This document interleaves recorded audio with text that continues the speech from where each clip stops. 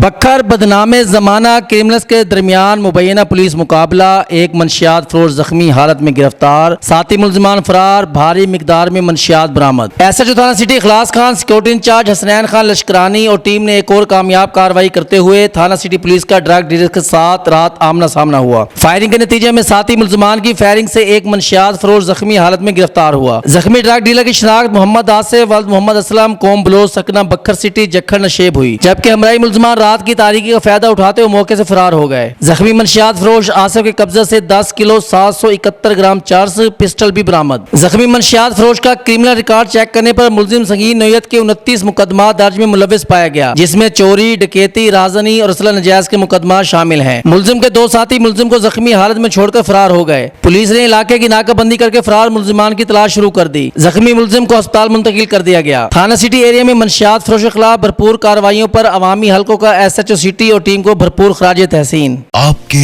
इलाके का जाना पहचाना नाम खान टाइल डिस्प्ले, जो नाम है एतमाद का।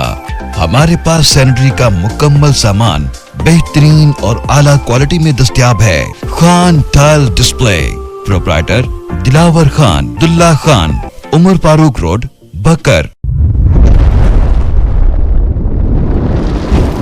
अपना बखर नेटवर्क, क्योंकि ये अपना है।